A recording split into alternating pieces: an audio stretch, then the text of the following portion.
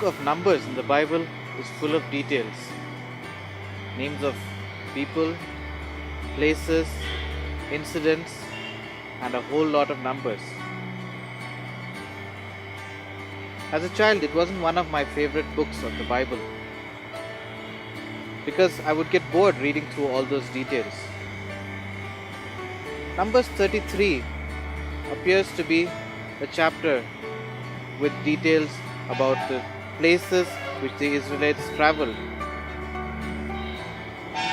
It just looks like a record of all the places that they traveled from Egypt all the way to Canaan.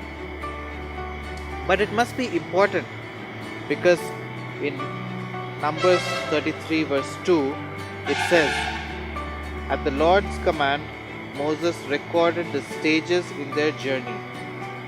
If you look at that chapter, Moses carefully records each place the children of Israel visited and where they camped along the way.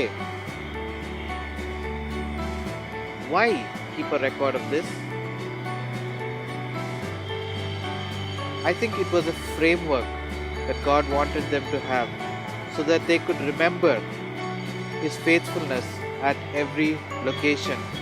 I can imagine an Israelite father sitting with his son and reminiscing about the journey. "I will never forget Rephidim," he says. "I was almost dying of thirst. There was nothing but sand for hundreds of miles." Then God spoke to Moses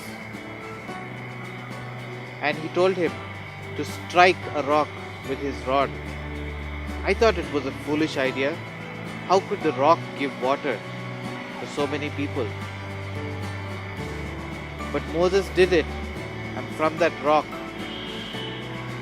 gushed forth streams of water, and all of us could drink to our heart's content. Thousands and thousands of people, children, women, and men, we all drank to our full and we were satisfied that day. God provided us with water from the rock. Reflect on your life, stage by stage, and remember all the ways that God has led you and has shown His faithful love to you.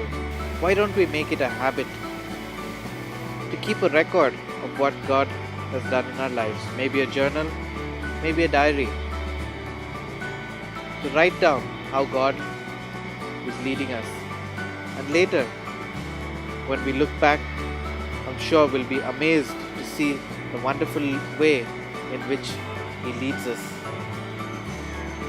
As the old song says, count your blessings, name them one by one, and it will surprise you what the Lord has done.